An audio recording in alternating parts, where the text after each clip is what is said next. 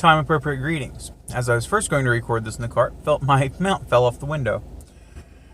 So, as you know, I've talked in the past that I'm a ham radio operator, and the antenna I have on my car, it's just a little mag mount. I hook it up to a little Bofang UV5R, which a lot of people hate these things. Works great for me. Mainly just because I don't have money for a $300 radio for the car right now. This is I believe it's a PL239 for an SO239 adapter, and it was to a mini SMA female, this little guy. Well, it stripped out, and I thought this was the one I had before, but this is actually the one that came with my antenna. So I went to Radio Shack looking for one the other day. They didn't have one. This is an older one I had that thinking this was my only one. I didn't know where this was or even where to look for this one. But in getting some stuff together for the home network, I ran across this looking for my console cable adapter. I have radio in my car again. So I get to talk to people on the radio today, which I haven't been able to do in months because that piece broke. But these adapters, this is coming out of the back seat, so they just slide together, and they've got a little notch to lock them tight together, and then you just screw the sleeve up. Now this is attached. Take my walkie-talkie piece off. This unscrews. And this, well, it doesn't really screw in, the radio screws around it, so it may have been better to put this piece on before I attach it to the antenna. But we are now connected. Yay, I get to talk on my radio again on my way to Baker County. So, awesome. We will talk with you later. Why don't we make a little room? I got a little public service announcement I just want to cover real quick, because I want to extend an invitation to the Coda Radio audience. If you listen to Coda Radio and you are in the Pacific Northwest area. So that was woefully underwhelming. Most trains are like miles long in Florida, and that little guy, like, I was expecting to be there for a couple of minutes and see maybe 100 cars. That's what I'm used to. So I prepped up real quick when I heard the train, and I was like, and then it passed, and that was it. Time appropriate greetings. So, it has been a heck of a day. One of our vendors, I almost always, when I have an issue with this company and I get on the tech support with this one guy, I always have an issue because he doesn't listen. So, friendly service tech reminder, please listen to your clientele, and your clientele needs to, like, be clear about what they're saying. I so delicately tried to tell him and explain to him what was being needed from me by my client, my customer, and he was thinking I was requesting this stuff of him, and I told him no, and I corrected him several times, and he just didn't listen. Until finally, I was like, dude, listen, shut up and listen, and then he's quiet for 2 minutes after I'm done speaking. Like a hurt puppy or whatever. I didn't need him to really do anything. It was just hey, my client's asking this of me. I need to prepare this. It's going to be a little bit. And he's like, well, we need to get this done now. And I'm like, yeah, maybe so. But without this piece in place, we can't touch it. And that is per this county's IT. Needless to say, it was a complaint. But more on that another time. Maybe when we're done.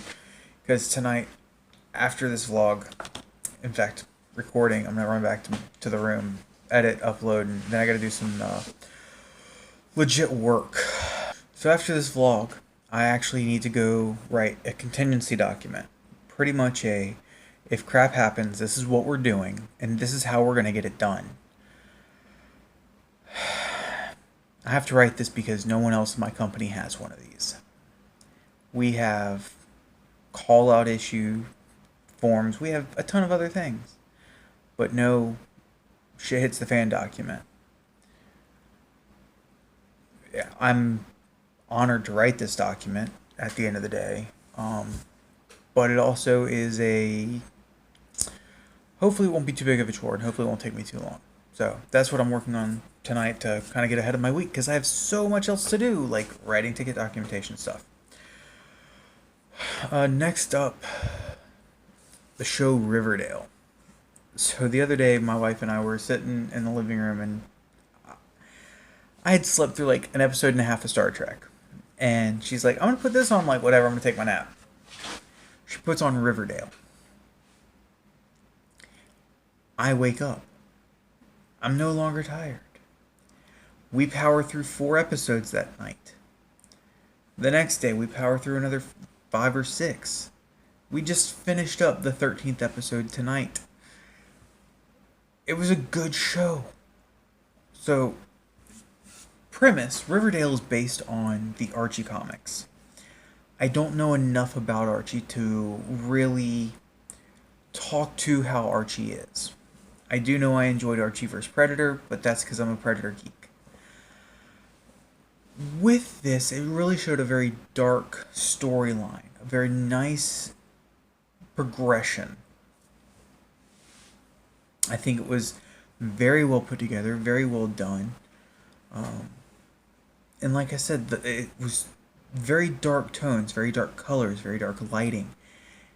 And it was done very well. I think doing dark shows and dark lighting is sometimes hard because you've got to get the faces lit. You've got to get your actors lit. You know, I've got some hard shadows on here because I've got a single point light, you know, from above. When I turn on my other lights, I get a different lighting setup. Or if I have monitors on, I get a different lighting setup because I'm getting different colors. Or, you know, I can... What's really cool is this Lightbox app I've got on here. See, Lightbox. But I can change those colors. And, oh look, dark. Blue screen of death. Or, you know, any, like, green. Oh, am I doing green screen now? What?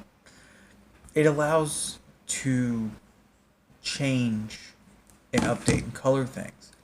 So lighting does a really big part in the show of helping you with that tone, that deep, that dark. I think that a lot of the actions that the characters took, you know, brought some unbelievability to it. And, you know, that's when you take, okay, maybe this is true to some people. It felt more like the kids were in college than in high school with the themes of because they didn't really talk about drinking, but the kids drank, and not often, but often enough that it was kind of like, not saying it's not true, not saying people didn't happen. I'm really drawing from my own experience. I didn't get out and party much as a kid, but I did once I got to be more of an adult. I don't want to spoil the plot lines for you, so we're gonna say spoiler. If you want to watch past here, cool. If not, I'm gonna spoil some stuff. So the opening chapter starts with death, and it's chapter 2 later that you realize the kid was shot. And as the plot progresses and things come out, and at the very end when you realize who done it, the dad, the kid's dad shot him. Oh my freaking god. Because he figured out his dad was running drugs.